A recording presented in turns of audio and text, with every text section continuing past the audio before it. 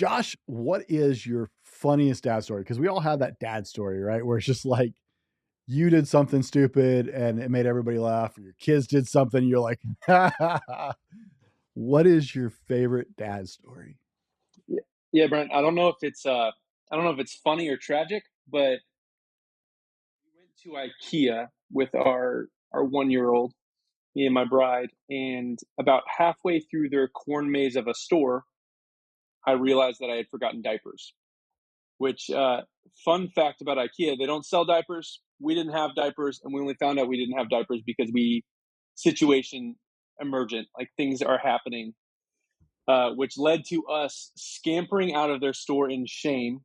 Needed to go to Walmart, buy my wife a new T-shirt. We had to throw it on a top. Like it was awful, and it was. I wish I could have blamed somebody else, but it was my responsibility. My wife gave me a ton of grace, but man, I forgot diapers in IKEA, which is the worst place to do that. I'm pretty sure.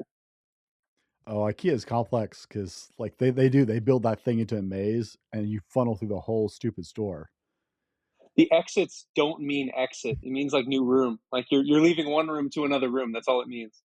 right? Yeah, no. Ooh, having a diaper breakdown in the middle of IKEA would be. Was that the first kid, or did you learn on the first time?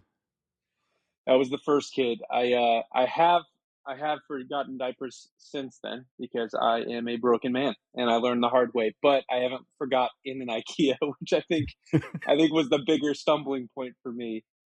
You got some PTSD with IKEA. It's like see the storefront, you're like, ooh, diapers. That's it. That's it. All right, we're going to Walmart first this time. I learned my lesson. Fair enough. Every dad in the world worries about providing for the kids. When you find out you're going to be a dad, your brain starts racing and trying to figure out how you're going to pay for everything because you were taught your whole life, hey, that's your job is to provide. I know when my wife told me that we were going to have a kid, I was like, oh my God, I got to make more money. There's a silent freak out that happens in your brain as you start stressing about making enough money to take care of this precious new life. But what if I told you that financial provision is not the most important thing that you're going to provide for your child? You should provide for your children in every way you can, but the most important thing you provide as a dad will be the blueprint for how your child lives everyday life. Today, we're talking to dad, author, and pastor Josh Poteet about leading your kids right after a word from our sponsor. I sleep on my pillow. I sleep on my pillow sheets. We're a my pillow household. We have my pillow products everywhere. I was sleeping on them last night. I was using them today. They're in my cupboards. They're in my linen closet. They're on my bed. We love my pillow, and I absolutely would not recommend a company I don't use. So we're proud to have Mike Lindell and My Pillow as sponsors of the Dad Hat Shenanigans podcast. You can go to mypillow.com and use code TFM. That's for my parent company, The Fallible Man. TFM, no, super complicated. Use code TFM and get up to 80% off your order, plus free shipping on orders over $75 for our listeners. And that's not counting the specials they might be running right now because MyPillow is always running incredible specials. But you can use code TFM and always get up to 80% off your order with free shipping over $75 for our listeners. Now, let's get on with the show. Welcome to the Dad Hat Shenanigans podcast, the unfiltered truth about being a dad. Real dads, real stories, unfiltered, candid conversations on fatherhood. I'm your host, Brent Dallin, and my guest today is Josh Poteet, author of Parenting Against the Current and the lead pastor of lead pastor at the 180 Life Church in Connecticut. Josh, welcome to the show. Thanks, Brent. Excited to be here. Now, Josh, I'm loving the hat backwards thing. People tell me at 45 I shouldn't do that, but I still wear my hat backwards because I'm a Gen Xer, and I didn't know you could wear it another way. It's funny to see how generations change. Like my wife's little brother is totally a Gen Z, and he wears it with the bill like at a weird angle. Yeah. Leaves the stickers on, but I'm a hat backwards guy. So tell us what's the hat story? Yeah. So, not super exciting, but really meaningful to me. So before my daughter was born, we did like this I don't even know what we called it, but it was like the last hurrah before you're a dad. We'll call it that. And so I got all my community. I had a really, really tight knit group of guys that I was plugged into, and still am. And we got together and we just goofed off. It was probably the guy version of a baby shower, which meant we did like really just dumb stuff. But part of it was I was given a gift, and this dad hat was a gift. It's a Space Jam dad hat. I don't know what Space Jam has to do with anything other than it's pretty dope. And so it was the hat that I got right before my daughter was born, and it's meaningful to me because it kind of represents that there was obviously life changes when you become a dad, and Yeah. that was the jumping off point. Yeah, just a little bit. Everything is. I like to say everything is so much better and so much more difficult. Like it's a both Hmm. and so that was the jumping off point for me was really around the time of this hat. All right. I like it. How many kids? Is it one, two, boys, girls? What? Yeah, so we have a 2-year-old son and we have a 7-year-old daughter. Okay. Yeah, so pretty big difference there. But 7-year-old, she is like your typical highly compassionate, empathetic. Like she gets that from her mom. Like I'm not naturally empathetic in the way that she is, and she's just awesome. And then we've got Ez, who is 2 years old, and he is a one man wrecking ball. And I'm pretty sure that I have played a part in that one. You know, you, I laugh. I tease my wife. She gets mad at me when I tease her about this. It's like I married a woman who was as opposite me in a lot of my, shall we say, less positive traits as I could.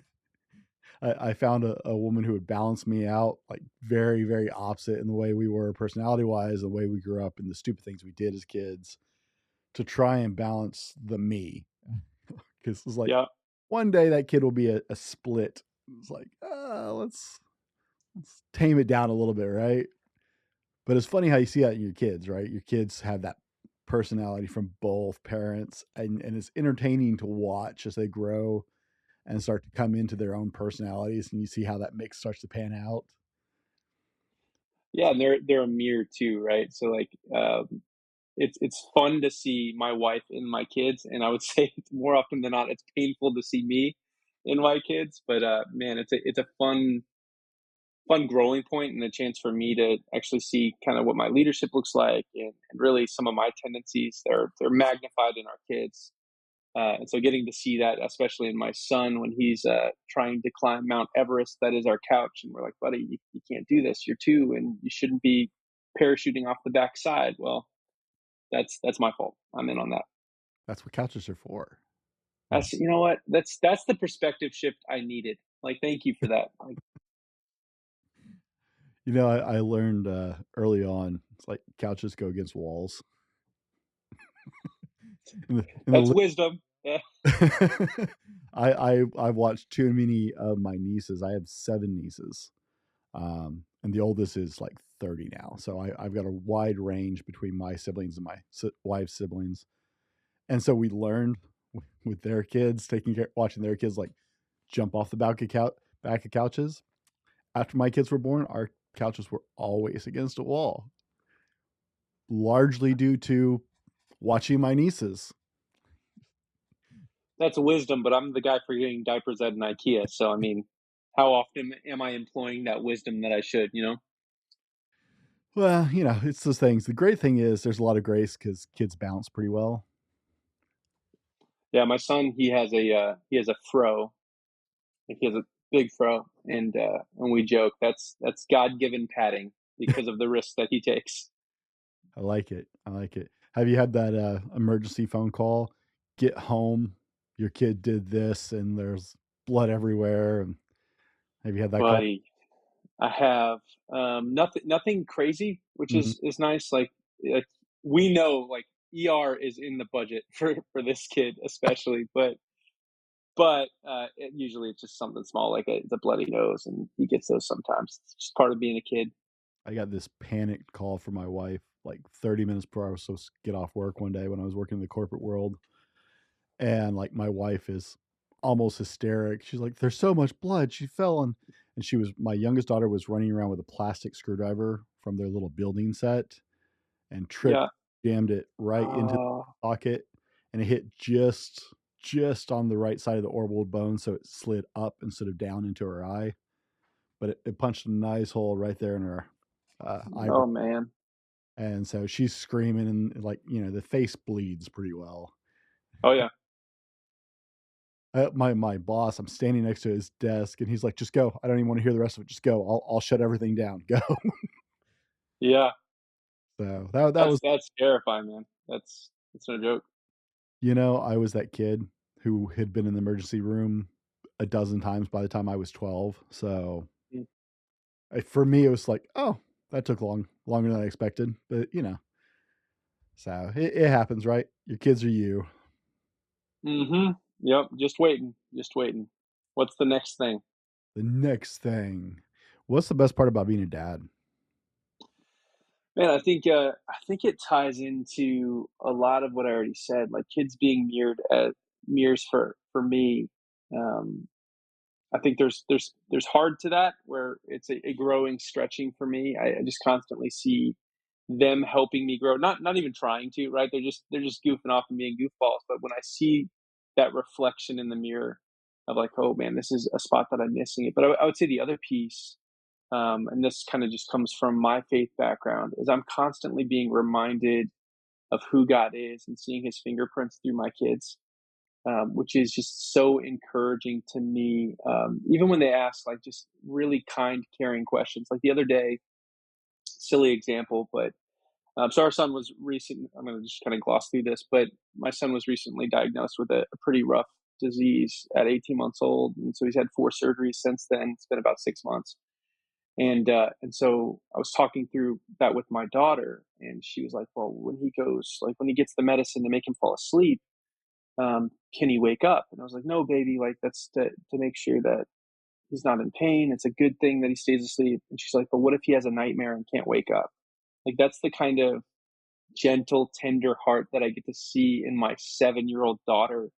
And it's always just like this, I don't know, just like punch right in the heart of just like, man, like Josh, like there is so much more that I get to experience because I have kids, because of the questions they ask and because of what they point to and look at. Like they still wave at airplanes. Like that's the kind of wonder I want to live in. So that's the gift of being a dad, I think. Every dad listening just had that heart tingle moment when you told that story. Like, I felt it on this side of the microphone, so I was like, "Oh." It's I love doing this show because dads it's like this amazing brotherhood. I've talked to men on 4 different continents on my other podcast, Mm, and every man I've ever met who is a dad can meld together over the amazing life that is that being a dad. I watched a big, like, burly 1%er biker, like biker gang 1%er biker, right? yeah. My, best friend was we were at a motorcycle rally right after my oldest was maybe 11 months old, and my friend is over, and she's pulling these little sunglasses, right? She's looking at these little sunglasses and this big burly biker. I was like, "Oh, yeah, you should get those for you." And she looked him straight in the eye and said, "They're for my niece," and pointed at my daughter in my arms a couple feet away. And this big, like, guy's got prison tats and just, "Oh my gosh, she's so cute," right? And starts helping pick out shades. Like, it's this amazing thing about being a dad. Hmm. Josh, what do you want to talk about being a dad today? Yeah, I think my heartbeat, Brent, is really just this idea that we're meant to shepherd the hearts of our kids. Like our kids are, which is like it's super intuitive, right? Like we know that we need to parent, we need to lead, and yet I would say that the majority of people, and it's so easy to do. This happens to me all the time, but like I don't lead my schedule leads me, and that's not the design. Like that's not what's meant to happen. And so I'm led by my schedule. Busy wins the day, and we get home from work X, Y, and Z, and it can be easy to offer leftovers to our family. When really my first ministry, the first place that I'm meant to have an impact is my family. Work is a means to provide for that, and maybe even to have an impact in the community in the world. But family is meant to be that number one place that making a key impact. And I think it can get really twisted where our families get the leftovers and then shepherding their hearts and leading our kids and walking through things intentionally. I think intentionality is the big crux for me. Is like, am I being intentional in every environment I'm in, especially with my kids? And so that's my drumbeat. I will bang that for the rest of my life, even when grandkids are in the picture and I'm walking beside other dads because they're in the thick of it. Because man, parenting can feel like survival mode. Mhm. Sometimes like those babies come out and like they didn't come with a training manual or tutorial. You can read a book, and I did, and at the same time, still like there, I was like, how do I hold this thing? Like, what do I do? I still haven't figured out how to swaddle properly. And but as our kids grow and as they start using their legs for what they're supposed to use them for to walk, they're following. And where am I leading my family is really the thing that I want to talk about today. Okay. I like it. You know, it's funny because there's well over last time I saw the statistics, it's been a while, so guys don't hold me to this, but there's over 750,000 parenting books that have been written Hmm. in existence today. There are over 750,000 parenting books that have been written. I want to say it's probably way north of that at this point. It's What got I to be. is there's not a perfect parenting manual out there written for parents because like you're finding out, right? Your 7-year-old and your 2-year-old, it's a very different experience from one child to the next. Yep. So, you know, with especially as that individuality comes out, you're like, oh, huh, okay. I have to deal very differently. Mine are 10 and 13, and Hmm. they'll deal very differently with the two of them at this point. They're both girls, but like their personalities are so Totally. totally unique to each other at this point that it's like, okay, I'm talking to the sensitive one. I need to bring my tone down, right? So you use the term shepherding. Now, people without a church background or a country background may not entirely follow that. Yeah. So let's get real clear. What are we talking about? Is that Yeah. image shepherding? We're talking about leading, right? Leading with intentionality. So I'm not, wherever I go, my family is following. That's just the result of being a parent. You accepted that role, whether you meant to sign the paper or not. You're there. Oh yeah. You're listening to a podcast about it, so I think that you're invested too, which is great. And so the big thing is, I'm leading somewhere. I want to be intentional about the place that I'm leading my family to. Being intentional rather than, I think there's a big emphasis today on organic things, like organically happening, and that's good. That's not a bad thing. Uh, but things being organic and happening wasn't meant to be at the expense of me being intentional. So the example being, if you allowed things to be organic in your home, as far as what your kids eat, they would probably naturally gravitate towards ice cream at every meal, right? And that's not where I'm going to lead my kids. Although sometimes I break the rule.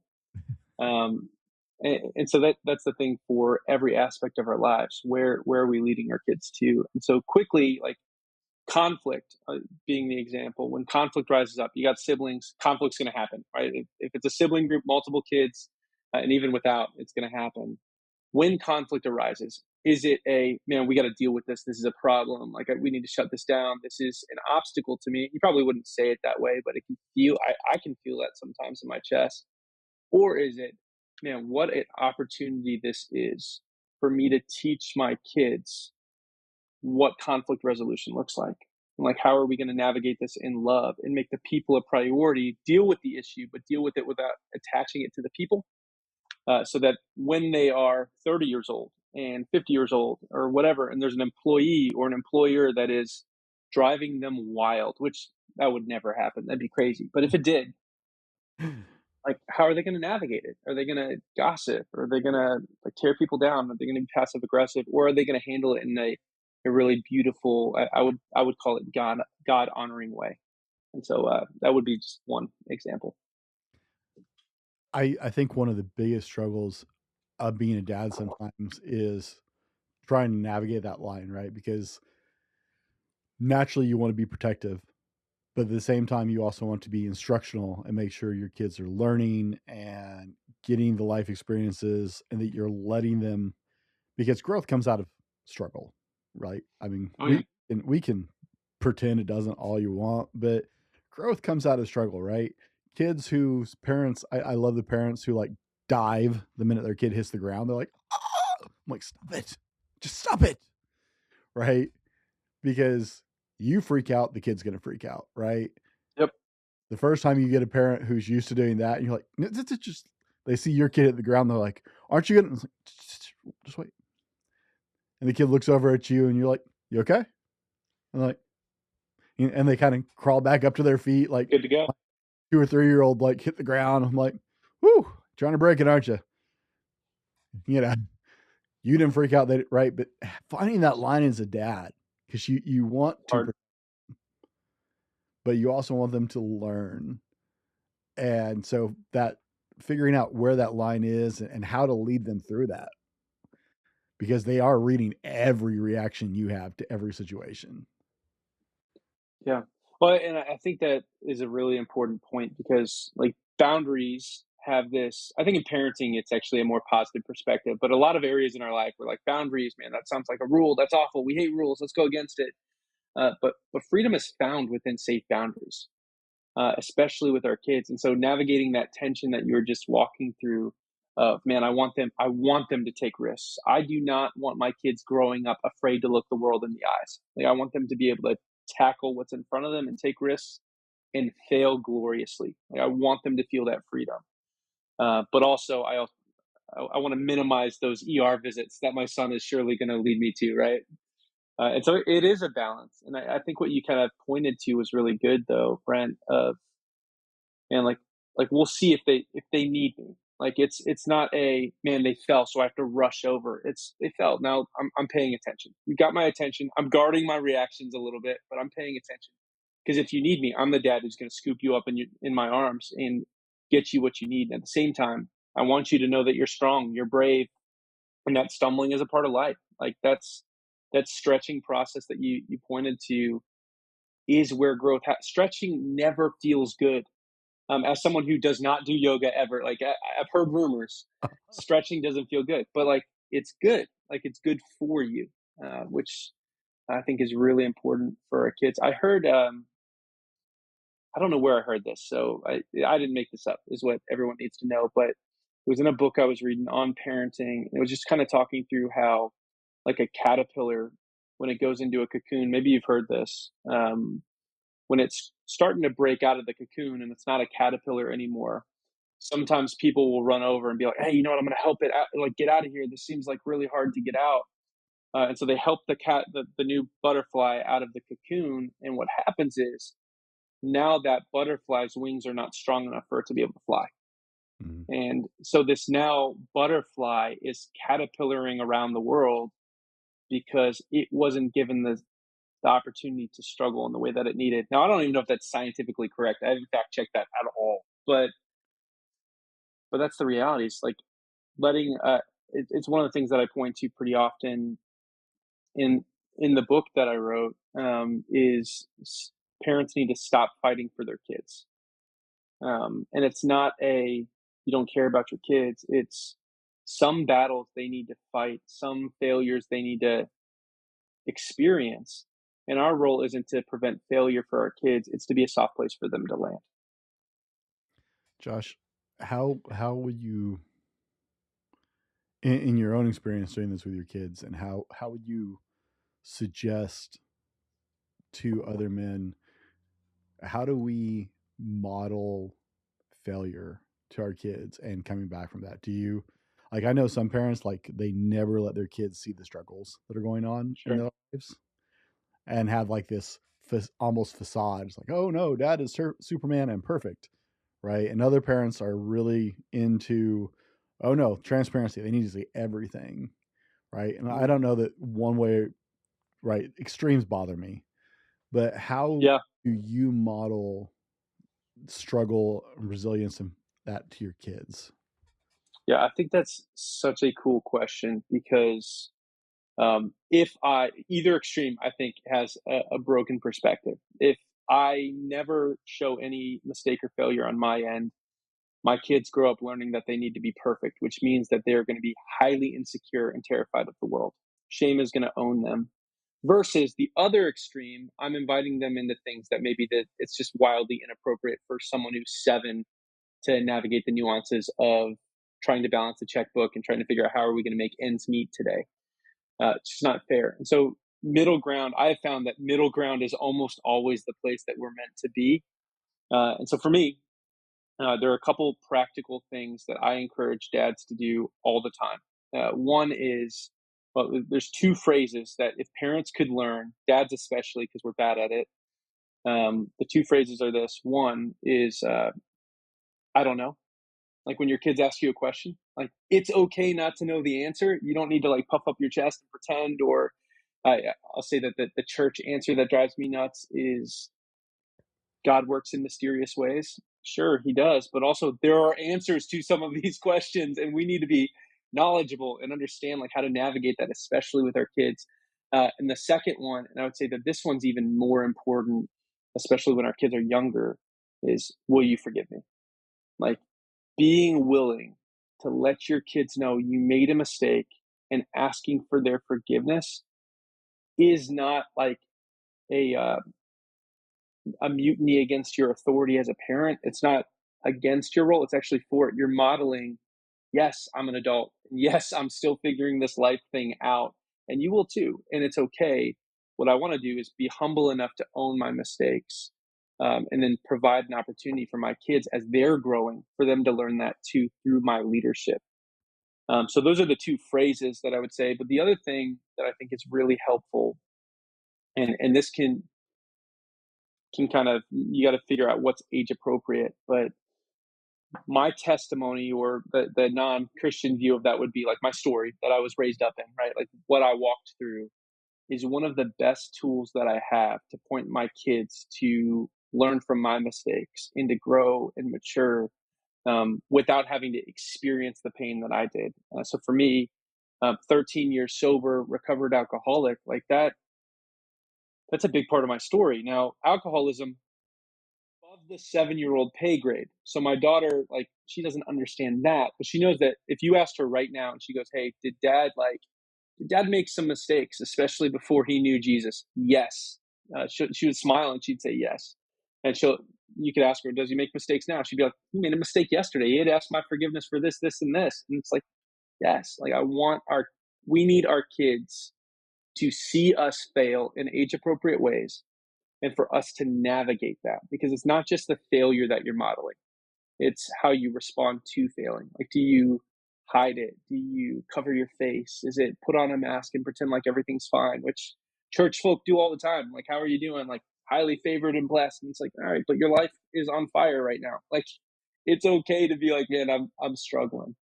And so that's the big thing, is it needs to be appropriate for the age, but I don't ever want to be so focused on protecting me that I don't lead the hearts of my kids. And that's the measuring stick, is who am I trying to protect here?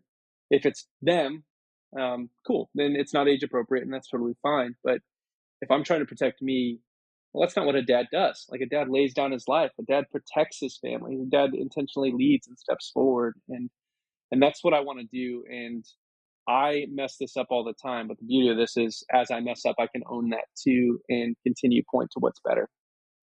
Well, we wear a lot of dad hats, and sometimes that hat looks like humility, and honestly should more often than not. Mm, Sometimes hat, looks like the police officer going, time out. Rules are not, these are the rules. There are right. consequences. And, that's just the way it is, right? Dads have to model a lot. And it was a huge concept shift for me.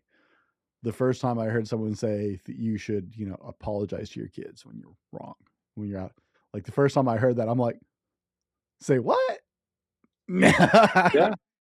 That's like just opening yourself up to civil disobedience right there. Hmm.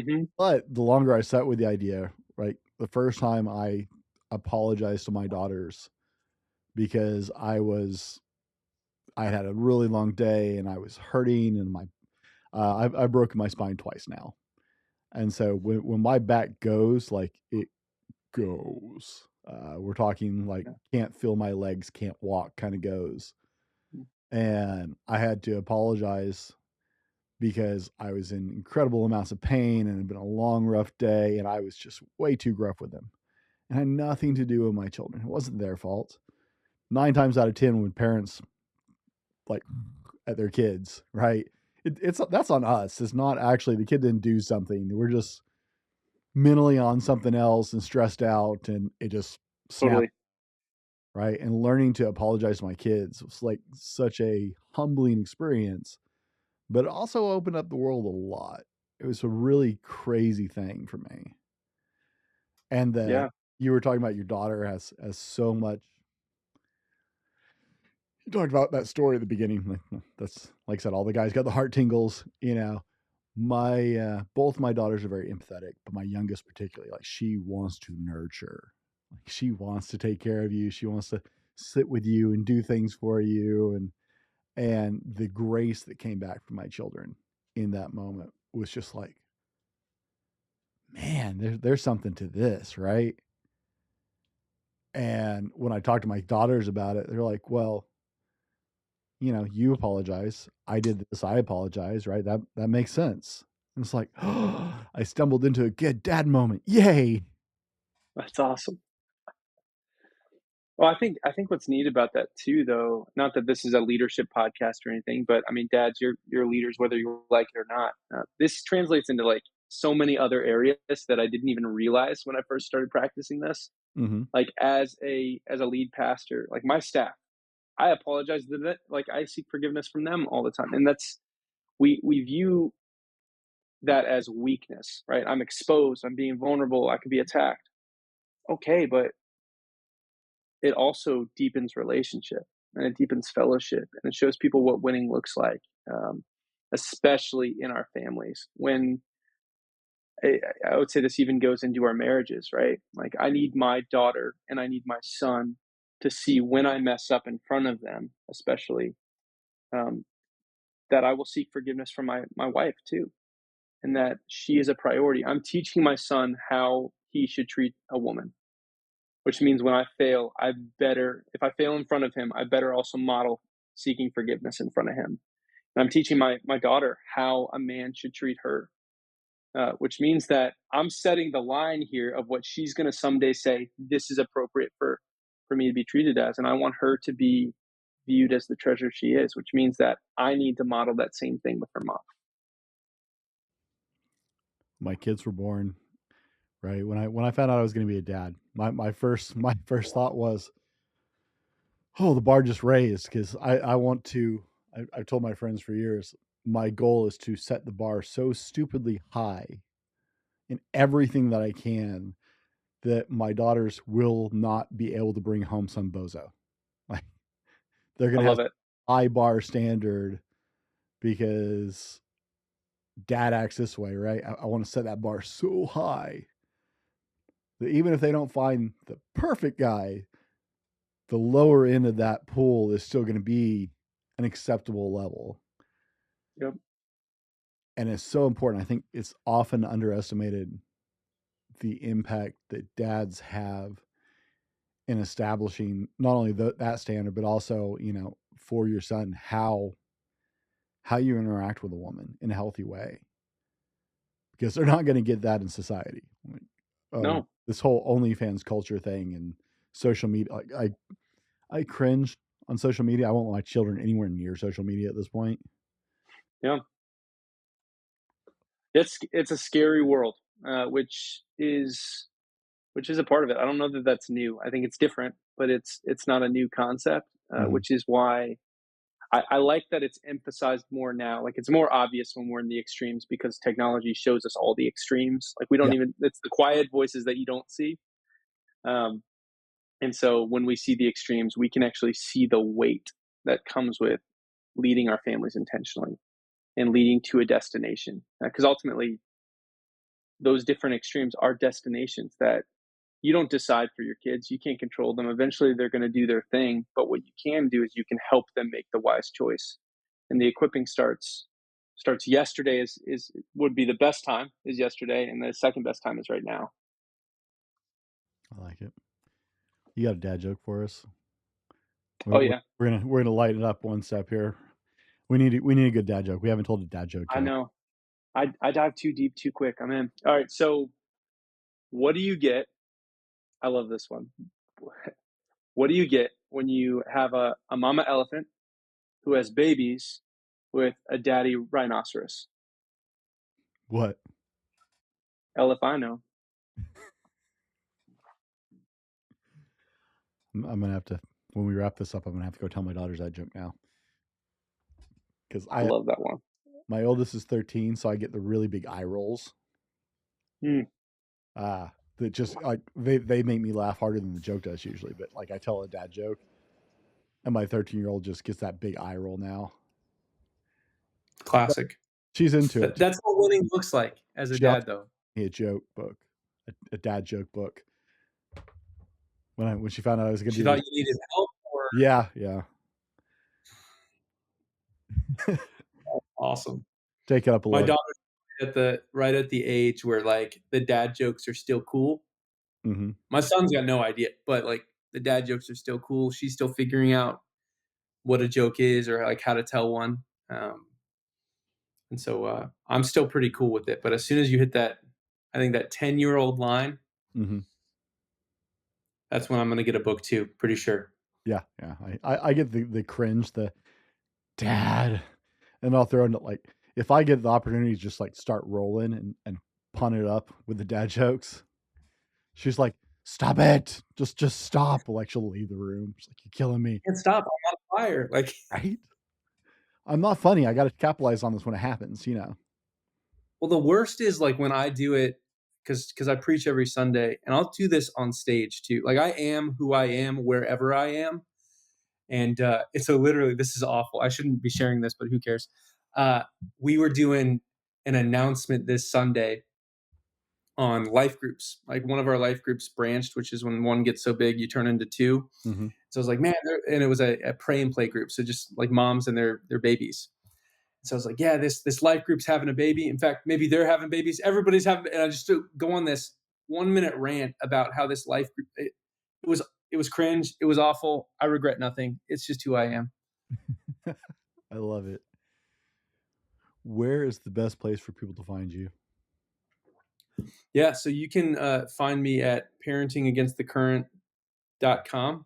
That's a key place where you can reach out. We've got an email at parentingagainstthecurrent@gmail.com as well. Great place to connect with me. It's a place to be empowered as a parent to shepherd your kids toward a destination that is well worth it. All right. Guys, of course, we'll have that link so you can connect with Josh after this. You can check out the book he wrote. I have not read it yet, full disclosure. I always have to throw that out there because, Just in case, could get wild. right? Yeah, well, I generally try and read books before I talk about them with people. So I would have gone much deeper into the book, except I haven't read it. And so I always like to be really clear with that for people. Josh, you've told some good stories today, and we've started into the world of leading your kids, right? And I just talking to you before we started recording, I know you can go a whole lot deeper on that. I think there's more of that in your book. So I'm going to tell the guys you should absolutely follow up with Josh if you're. It's a big world, guys. Understanding what it means to actually lead your kids, it's your core job as a dad. A Yeah. lot of men have been taught that their core job as a dad is to provide. Part of provision is leading your kids into being the adults they're going to be. It's not just making money, it's showing them how to live. So Josh, what is the most important thing you want to tell the dads listening today? Yeah, I think there's probably two things. One, because you are connected to a podcast like this, like you're doing the right stuff. Like, don't feel like you're failing when you look in the mirror and you're like, "Man, I botched it." Like, you're doing the right stuff. You're trying to grow as a dad.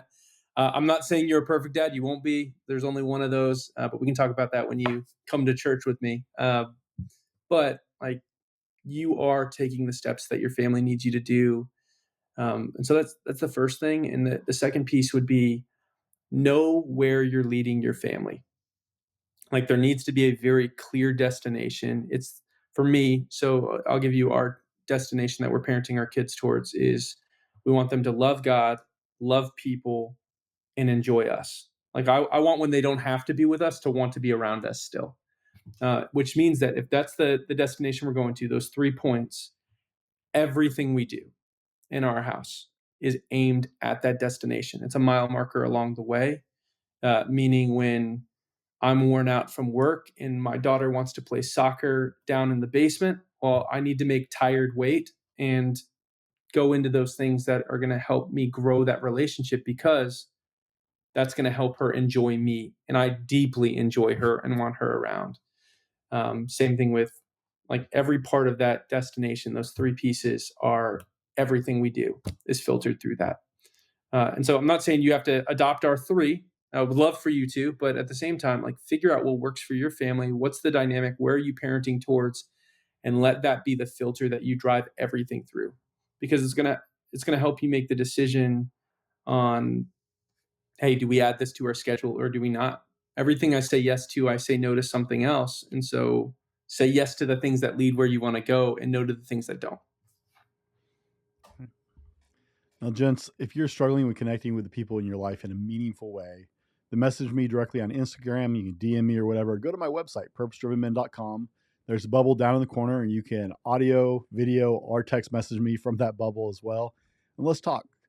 My Relationship Titans program is all about helping people who have gotten lost along the way and lost the connection they wanted with the people that matter the most. It may be a great fit for you. If not, I'm going to point you in the direction of people like Josh or some of my other friends like Oliver, Marcel, who can help you maybe better than I can.